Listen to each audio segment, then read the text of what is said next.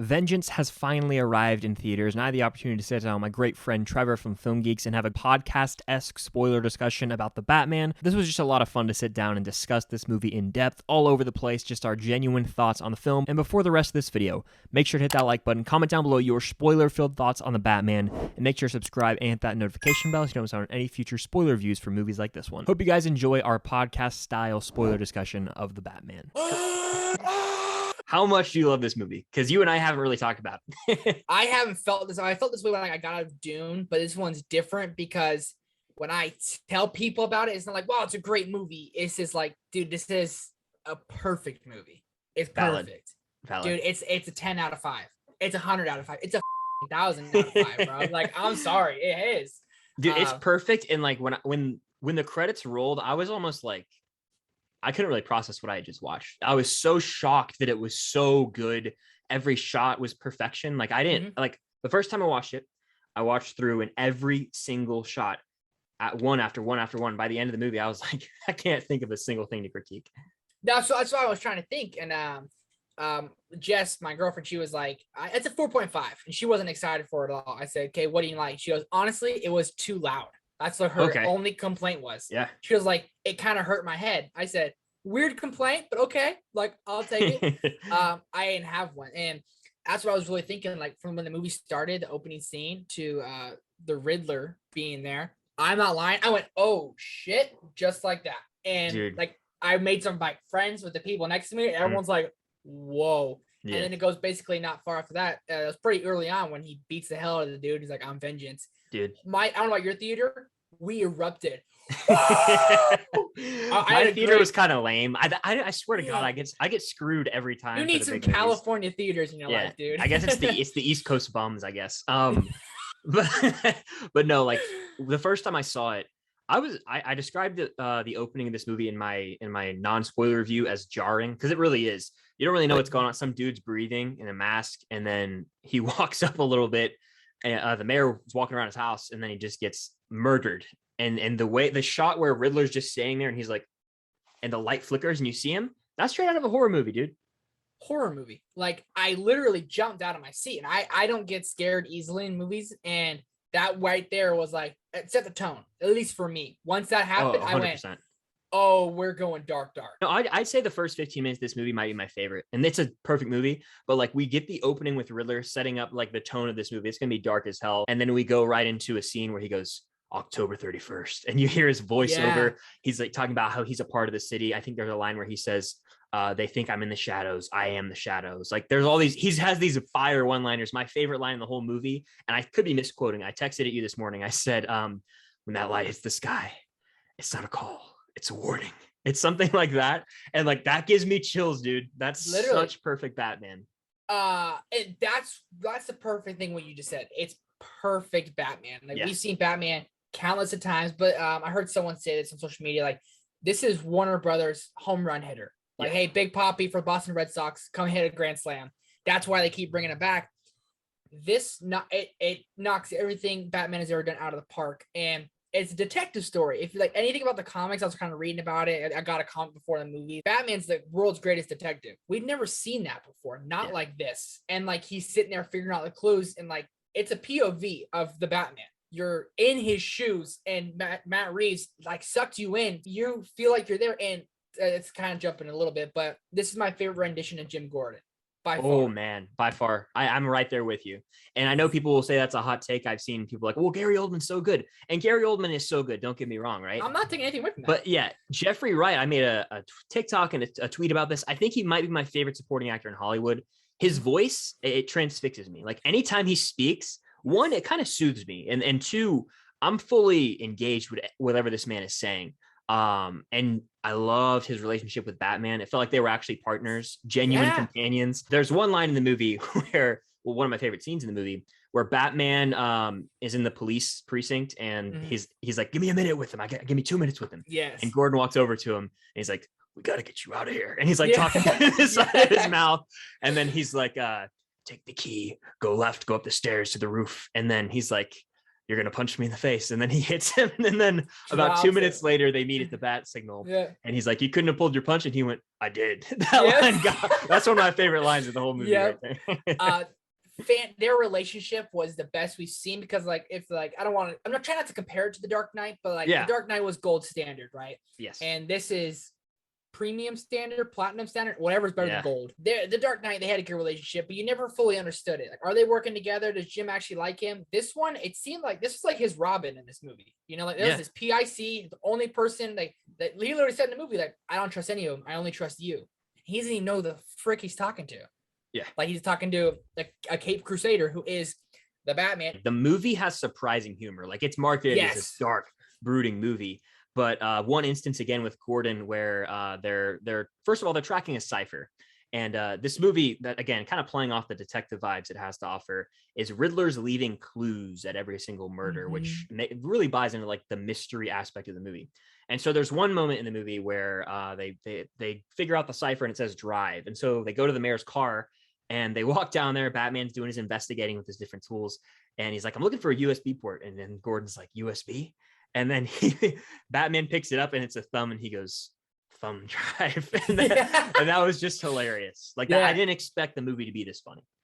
Dark humor. Yeah. Like subtle, dark humor that wasn't meant. It was just kind of meant to like, we're going to lighten the mood just a little bit right here because a dude's thumb is cut off and it's attached to a drive. Yeah. And like we love our MCU humor, but sometimes that can get exhausting, not exhausting, but like it can get old or stale. Yes, it very well This is like authentic humor that you would see in like the real world. Not every joke has to be like super like new Master 69 Endgame. It can be just authentic situational humor. And I think this humor is better on rewatch. Like MCU humor dies down. It's not as funny because it's a comedy movie basically first. But this is again, it's a detective movie. And that's what I can't stop talking about it. It's like everyone's like, I don't want to see another Batman movie, another Superman movie. It's our superhero movie. It's not that. This is a detective true crime thriller with Paul Dano as a serial killer and the Riddler as a serial killer. And he's not the goofy Riddler. While he is freaking goofy, there's several scenes of Paul Dano. Paul Dano is one of the best working actors today. That's just, I'm throwing it out there. I mean, like for a guy you don't see, and like Rob Pattinson, whatever, how people think of him, Twilight and everything, he's a big star. He's been in a lot of movies. Paul Dano, not a lot of people have heard of Paul Dano. No. So for him to match like the energy and the vibe of the Batman, man. He knocked it out of the park. And the comparison everyone's talking about is like, is he, I hate that we have to do this with every Batman villain, but it's like, is he on the same level as Ledger's Joker? The answer is no, in my opinion, but he's still very, very good. I'd put him as either my second or third favorite Batman movie villain, because I'm a big Bane fan. I know you are too. Bane's my number one. Bane's that guy. Bane's that guy. But Riddler's still great. The thing about it, and we can talk about this too, is I've heard some people say they wish Riddler was in the movie a little more. I kind of see where they're coming from. He's definitely, working behind the scenes, but it didn't bother me too much, especially by the time we get to the third act. There's a big complaint I've heard going around online. Let's go ahead and address this. In the trailer, we see Riddler get arrested. And in the movie, he gets arrested, and it's kind of late towards the film. And a lot of people are saying, and I disagree with this strongly, I want to make that clear. A lot of people are saying him getting arrested is like, oh, well, then it just feels like the movie ends there. Like, what's the point? He's arrested. And I think the people who say that completely miss the point, because then there's a scene in an investigation scene, essentially, kind of like the one in The Dark Knight, where Batman sits down with Riddler and he's in there learning more about each other, and Riddler's really getting in his head. And then he's like, all the clues are in front of you. I thought you were smarter than you said you were. You're really not as smart as I thought you were. That's what it is. Great delivery. Yeah. Gosh. Yes. So like that scene right there is the reason he got arrested, because it was part of his plan, essentially. And if he didn't get arrested, obviously the bombs couldn't have gone off, and the rest. So people want to complain about that. The best part about Heath Ledger's plan or the Joker's plan in Dark Knight is when he's arrested. I just want my phone call. They want to be arrested. These serial killers, these psychopaths want to be like taken captive because they're like, they get brought into light. That's like I was in a lot of true crime podcasts, and all serial killers, they'll like call themselves in. That's what they do. And that's what 100%, again, it's not a superhero movie. Batman is a badass dude who's here, and Paul Dano, while I wish he kind of had some more screen time towards the end, I felt like he was on screen for like at least 45 minutes of the movie. Mm-hmm. That's a lot of time for your villain. Yeah. It's a lot of time. And he's not like, when he's on time, it's not wasted. And when he's in the prison, like that room, in their interrogating room, and he's screaming, he's kind of like almost crying. He's like so upset. Unbelievable performance. But another villain, you got Falcone, who is, I know the guy from Transformers. I don't know his name. John Turturro. Yeah. Okay. John Turturro. He was not in the marketing really, and I thought he knocked it out of the park here. I thought he did too. I love that they dove deep on Falcone. Falcone in like all the other movies, he's always been talked about. He was actually like one of the main points in this movie. And then the Penguin, Colin Farrell to me was the biggest standout of the movie. Dude, I loved him. And I wanted to mention that after that whole opening, like the next big sequence is when Batman pulls up to the Iceberg Lounge and we get that dope fight with like the red lights flaring. He's kicking ass. He's brutal in this movie. But then Penguin pulls up and he's like, so the rumors, that's what he says. He's very emphatic. He's like he's in the mob or something. I love the way he talks. You would not be able to tell it's Colin Farrell like for money, like genuinely. No, he's not in the movie a lot, but he's a standout. He's a standout. Yeah, and they're talking about maybe a Radar spinoff with him. I would like to see almost a HBO Max series with either a Matt Reeves or someone behind it, because this isn't James Gunn forte. That's darkness, really. Yeah. So, of like what goes on with, I want Falcone and Penguin together. Well, who's their operation? What's going on here? I thought the Penguin, honestly, there's so many different villains. I thought the Penguin was one of the most compelling because at the end, like him and Falcone were kind of butting heads and everything, but Colin Farrell, unrecognizable. Again, it's like saying like these actors should be bigger than they are. That's who kind of like is in this movie. Zoe Kravitz, we haven't talked about her yet. We'll get to her in a second. Yeah, we'll get to her in a sec. Jeffrey Wright is like super underrated. Paul Dano super underrated, and Colin Farrell super underrated. Absolutely, and arguably Pattinson by like the masses. Pattinson, this is gonna bring him to superstardom. Oh, facts. I said it too. Yeah, this is the world's gonna welcome him with open arms after this performance. Yeah. Talking about Penguin, we get to a point in the movie where this might actually be my favorite scene in the movie, and what I'm about to talk about. There's a whole showdown where Batman is racing through the streets trying to catch Penguin. And first of all, I love the Tumbler from the Dark Knight trilogy, but something about hearing that engine go, vroom, vroom, it got like my man juices. I don't know, man. It got me jacked, and it looked like a real car, like a real sports car revved up with like some cool tech. That's one of the most well shot scenes because I heard there was like no CGI. Like Matt Reeves actually filmed it through the fire. They jumped the car through the fire. Yeah, that's probably like we have a one shot at this because it's big boy budget. But I think there's lots of scenes I think of, but the one I think of the most is the car chase scene. That might be basic and cliche, but we saw it from the trailer. Like when he's walking, it's upside down, and the Batman logo comes in. That's I've said it to Jess. That's the best shot I've ever seen in my life. Like on IMAX, especially like when he's like, "I got you, I got you," and then he comes in just perfectly, and then that score, which is blaring. And I'll talk about the score in a second. Jess pointed something out that I can't unsee it now, but the shot selection, Matt Reeves, everything Matt Reeves did with this is perfect. I don't know how else to describe it, but it is perfect. One thing I liked about with his Batman is like, all the other Batmans, he seems like he's almost untouchable. Like he's badass. No one's gonna beat him. Besides Bane, obviously breaks his back, he came out of retirement. But this movie, he went flying. Like he went up to the top of like the building to jump off. He's like, look, he's scared. Yeah. And then he jumped off, and then he freaking ate shit and he fell. Bruce Wayne, at the end of the day, he's a normal person who trained with badass assassins. So at the end of the day, he is human. I love that they added that in there. Another scene that I said was one of my favorites in the movie. Right after that is first we see this brutal Batman. He takes down Penguin. They get a hilarious little bit where they figure out like El Rada, whatever. Not the one knows the difference between El and La. He said, "Habla español." Yeah, he's great in the movie. Like he might be one of the MVPs, and all the supporting cast here, like we've talked about, has their moments to shine. Like Gordon has these funny lines, Penguin, Catwoman, who we're going to talk about in a second. But the moment in the movie, and a character we haven't talked about, is Riddler sending out these letters to different people, and then Bruce kind of puts together the pieces of the puzzle that he might be the next target. And this is after that whole orphanage scene where they figure out about Thomas Wayne, and he's flooring it back to like his place. And then it's the way it's edited is we see Alfred opening up the letter, and it says for Bruce Wayne's eyes only. And then the bomb explodes. While this is happening, we're seeing Bruce drive. He calls the place, and the lady says, "It's too late. It already happened an hour ago." And then he drives under the tunnel, and you see the smoke. But the way it was edited made it seem like it was all happening at the same time. That was seamless editing. I think it should honestly get nominated for like Oscars for editing, genuinely. put a bookmark in the Oscar talk because we'll Yeah, wrap it up we'll with that because bookend that. Yeah, I have a lot to say about it. That was gnarly, like how they did that. And I honestly like that might be the biggest complaint. I liked Alfred as Andy Serkis as Alfred. That was very good. That was like the only thing I was like, Alfred wasn't the great Alfred like normal, right? He's like, no Michael Caine. He's no Michael. That's the only thing because Michael Caine's the perfect guy. So that's all I could think of. But that emotional scene, this movie hits every emotion.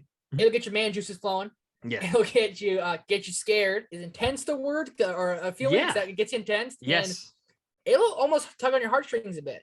We're in a hospital having a little heart to heart and stuff. And honestly, even when Paul Dano is talking about the orphanage, it's like you don't know what an orphanage is. Oh, poor Bruce Wayne. Yeah. That's a great monologue right there. And he's all, oh, the billionaire, everything. And that's like an orphanage is sleeping 30 kids in a room, waking up to rats chewing your fingers. It was that hit like hard. Dude, I was like, every winter one of the babies would die. Like that is disturbing. It seems real. Speaking of emotions, I feel like Catwoman drew out a lot of emotions from people. A lot of people fawning over her on the internet is all I'm gonna say. I loved Zoe Kravitz in this role from the moment she came on, and we see Batman's eyes, which again, Pattinson's eyes, they really were very emphatic. You could really tell the way he was feeling just by looking at his eyes through the cowl. I don't know if that's because they left a little more room or he left his eyes more wide. I love the way they did that. His interactions with Catwoman in this movie are really well done.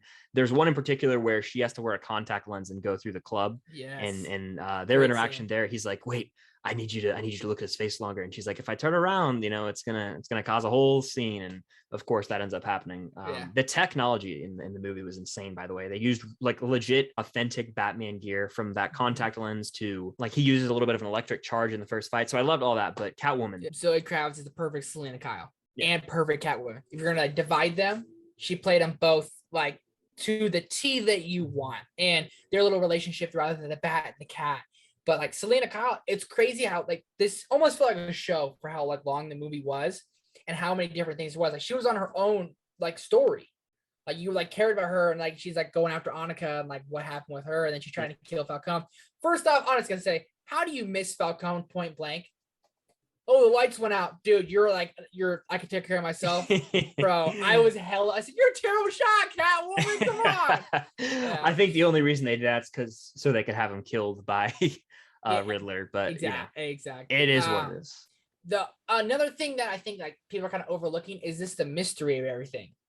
Like all the riddles, the clues, and then like when Batman, you're not figuring out yourself. It's all confusing, but it just proves it confuses you to show how good Batman is.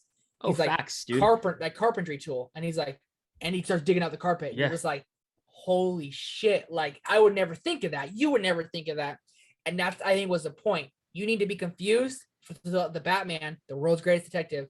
Figure this out. Everyone's can make a comparison to Seven. I don't even want to compare it to that, but this is think of every great spy, detective, whatever movie. That's what this is. Oh, absolutely. And one scene that embodies Detective Batman the best to me, showing how sharp he really is the scene where the DA has a bomb strapped to his neck in the church at the mayor's like funeral, and he has 2 minutes to solve 3 riddles. I would have died. And Batman's just like, this, the justice. rat, the bride, how much? Yeah. Who's the rat? And then he's like, I'd rather die. And then the bomb goes off. Like I thought that obviously he was going to say it at the last second, because that's kind of the cliche, right? Nope. The bomb goes off. He dies and Batman's injured. Like the movie it has a lot of shocks, dude. It has a lot of twists like that, because the conventional comic book movie, it'd probably play it safe there, and it would be unlocked at the last second, like a little Mission Impossible trick. But nope, that's not the case here. It's tango dancing with the rated R, the PG-13 rated R. They're like this. Go back up here. Has an F-bomb in there, and obviously it pulls away from the action a little bit. It's like, the more I think about it, is when we get off this call, I'll be like, oh, I should have said this. I should have talked about this. Like, there's just so much. You've seen it twice, so like rewatching it, you notice anything different? Did you love it more? Did you love it less? On a rewatch, I noticed particularly that I picked up on a few more things that I missed the first time around, that are like actually hints to what's to come. There's a scene where we find out a lot of info about Martha and Thomas Wayne, and how Martha like had issues and Thomas was trying to cover it up and all these things. All right, so the rest of this, my mic stopped working, so it's going to be on my computer audio. So like we never see Maroni, but it's definitely set up that he's going to be a part of it, I think, in one of the sequels. The whole reason I brought this up was Thomas Elliot, and in the comics he's actually Hush. I think that's definitely someone they could do in like a sequel. So I think Hush could be coming. You said sequel, which we can kind of lead into the third act, which really Yeah. set it up nicely for a sequel. Obviously, only thing that's bothering me anymore is honestly, it's Twitter. Is just everything's kind of spoiled. You're expecting this guy in the movie the whole time, right? Were you expecting him when the first time you watched it? Are we talking about Mr. who I think we're thinking about or no? Yeah, Mr. Kogan. Yeah, Mr. Barry Keoghan. I knew he was going to be in the movie. I'm pretty sure that his brother put something on Twitter where he was like, yeah, congrats on being in the new Batman. And there's an interview where he gets asked about it. He's like, I can't say anything. But that scene is so minute in the overall grand scheme of this movie. Yeah. It doesn't bother me at all. Like he's the new Joker. People were trying to say that they didn't make it obvious enough that he was going to be the Joker. And I don't know how someone could not pick up that he was the Joker. He literally, first of all, drops the word clown, and his laugh is very distinctively a Joker laugh. So I missed the term clown. What I was trying to hear, just because what did they say? I said, I don't know, I missed it. I was like I don't know what, maybe I was on down for a second, but when he said clown, my theater was, oh, everyone's like getting hyped up. I was like, okay. So if you can't tell just from the laugh, and like he had his messed up mouth and stuff, you know how the Joker does, and the laugh alone, very distinct anytime. And honestly, like at least for in most common Batman fans, anyone, when you think Batman, you think Joker. You don't think Batman and Robin, you think Batman and Joker. Yep. That's exactly who you think of. He's the most iconic villain, and people are gonna get tired. Oh, enough Batman, enough Joker. I promise you, that sells tickets. I will see it again before the weekend's up. Robert Pattinson said if this movie flops, he'll do porn. Did you see that? Yeah, I saw. That's pretty funny to say, but it's rare a movie lives up to your hype. And I love Spider-Man No Way Home. It's the last time I was this hyped for a movie. It was only 3 months ago. And it's my top 25 favorite movies of all time, Spider-Man No Way Home. I love it that much. I love it, dude. That first hour, I do have problems with. I need to rewatch this one. Right now, I don't have a problem with it. I would rather watch probably No Way Home over the Batman right now because it means more to me. I mean, from the moment Toby and Andrew come in, that movie is elevated to another level. Absolutely. But on fifth watch, it's kind of like, okay, we know what's coming, and we're waiting for them to show up to take this movie to the next level. We're not waiting for anything in a Batman. Like for opening shot to credits rolling, it's perfection, and it keeps you on edge. And even on rewatch, it holds up. Even when you know the mystery and all the tricks up its sleeves, I think it still holds up, and that's a great sign of a movie having long legs to stand the test of time. But I adore it, man. I adore this movie. It's hard because Dark Knight's not even my favorite Batman movie. The Dark Knight Rises currently is, right? And I love that movie so much. But if I think of quality, and this can lead to like the Oscars, I guess. Yes, I want to talk about that. This is, I said to Jess last night, this is one of the best movies I've ever seen in my life. The best made movies. Now, it might not be my favorite. I think best and favorite get misconstrued quite often. I'm talking about best. And I said to Jess on the way home, I said, this could be nominated and should be nominated, but it probably won't be for 10 Oscars. Editing, score, cinematography, directing. You could do like a Colin Farrell, Paul Dano supporting actor. But they won't do any acting. So you can do sound. You can do best picture. Costume design. You can do production design because Gotham production design. Anywhere from like 6 to 10 Oscars, it should be nominated for. This is the best Batman story we've had. Oh, it is. It's the best Batman story we've ever seen because it's unlike all the other ones. I said this in my ranking. This movie is Batman solving crimes, where in all the other movies he's fighting crime. He is solving crimes in this, and that's what I love about it so much. Is that that's it makes it well so said. Because like I feel like it's a heavy action in a lot of them. Like they're kind of rely on that. This isn't that. If you're going to expect that, that does have it, like those brutal freaking fights, those brutal kills. This is not that. Rewatchability might be a little tough, but like I love the DC, how dark it can go. I love that. Like this and Joker, I'm there for it. Give me more. We need a trilogy, and we need a proper trilogy. We need a trilogy because this is the best Batman arc in a story, in my opinion.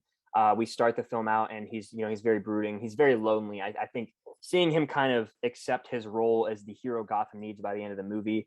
And I think in his final monologue, he's talking about how like, I've realized the impact I can make on the city. Like I was full of vengeance. I don't need that, all these things. He's going to be the hero moving forward. I think that's going to allow for us to see more Bruce Wayne in sequels where he can be more of the persona, the playboy, the philanthropist, all that stuff for Bruce.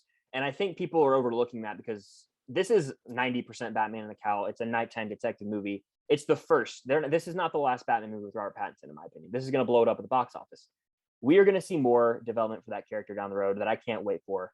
And this is a perfect arc for him. I really do think so. It shows, you know, corruption in his family, him having to come to terms with the fact that he's basically built himself on a lie because his family was corrupt to him. So Yeah. It's a damn well-written movie that I think should get a screenplay nomination.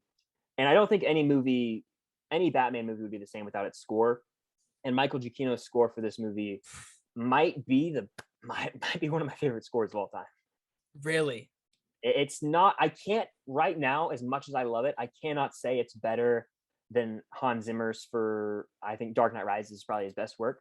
That score that gets me going, but this score gets me going in a different way. It's hard to compare the two. They're both fantastic. They're both great. So Jess says this was had high trumpets use in this one, and certain times Jess said, "Sounds like Star Wars," and once she said that, I couldn't unhear it. That's what a lot of people have said. Yeah. Okay. I just don't hear it though, personally. So it was every now and then, it's just a high trumpet. Whenever you hear high trumpet, you think Star Wars. You know that score that obviously got released for the trailer when he's walking up, the logo comes up. I mean, you don't get better than that. For like the Batman's theme, I think it's the best for any of the Batman movies. Yeah, you know what? You actually hit the nail on the head with that, because the Batman theme I think is my favorite, but the overall score, every track in the movie, I like other Hans Zimmer Batman scores as overall bodies of work. Absolutely. I would say so too. I watched Dark Knight the other day and I'm like, God, this score is good. Yeah. But this theme just for the Batman, like his. And you know what I'm really happy about is they actually used the song "Something in the Way" from the first ever DC fandom trailer twice in the movie, and it was effective both times. It kicks ass. Didn't they do it like towards the end with the montage? He's kind of like doing his little talk. He's like, they did it at the very beginning and then the very end monologues. Both times he was voicing over. A lot of good parallels. Great dynamic, great acting. Dude, yeah. It's chilling thinking about it because we haven't even scratched the surface of this movie. We can make a 5-hour discussion. I mean, we didn't talk about the flooding, the whole commentary. The freaking, oh my God, the moment where I did not catch this the first time around. I saw it on Twitter. He actually used Bane like venom serum. That's what that green stuff is. I thought it was just adrenaline. Like in the comics. Oh, really? Bane uses like the yellow stuff. It's super cheesy, but he, like if you rewatch it, especially, he like raged out. So he's fought Bane in the past. That's my interpretation of that. We could see a version of Bane. Honestly, I was thinking this. I want a sequel next. The third one could, if they did 3, I didn't want to do 4 if they're going well. I would like the 4th to be a prequel. Like Batman Begins, the damn good origin story. So like if they did, and not necessarily an origin story, but like where did Batman, like this version, like I'm glad it wasn't an origin story, but like maybe previous people, because that's a good point. You said that, like he jammed it in there and just said, "What's that?" I said, "That's steroids." I don't know. Like he's just getting going. And that's when he didn't pull his punches. Like, and then Jim Gordon came running. He was like, as Andrew Garfield said, I got bitter. He got bitter, and he was not pulling punches. One final thing, then I'll stop. But the use of red was in every marketing. Obviously, the logo, the color duration, the use of color in this movie was majority red. It worked to its advantage. He likes a flare, that red shot from the top. Gosh. All the different red lights. Red was prominent in this movie. And I don't know why, exactly what that represents, but whatever it is, you need more of that in movies, because like that was their marketing. It wasn't like it wasn't in the movie. That was what's black and blue and dead all over, but like it's red. It's not gonna get nominated for jack shit, and that's bullshit. Oh my God. I walked out of the theater, fellow friend Jaron, and I told him, if that doesn't get nominated for Best Picture, I'm all of my respect is lost for them, the Academy. As of right now, I guarantee you, I don't think there's going to be 10 films that are better than this to come out until the Oscar nominations. The ones that are nominated for Best Picture right now, not one is better than this.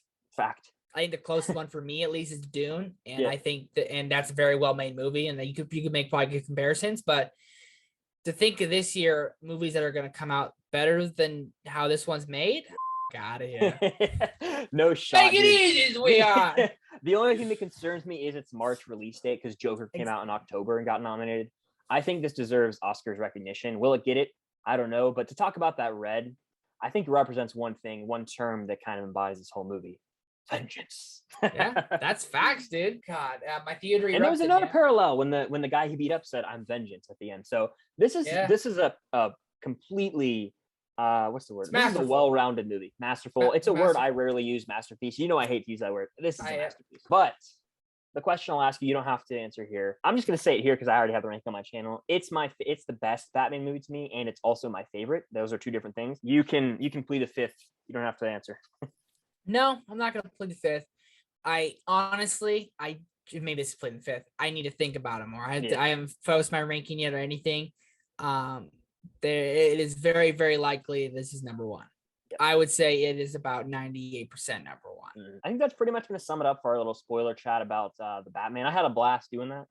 That's how we talk in real life, just all over the place. I know. Like that, we should do more. We should do this for more big movies. I'm down. But thank you for coming on, dude. You already know. If you want to plug your stuff, the floor is yours. You guys know where to find me.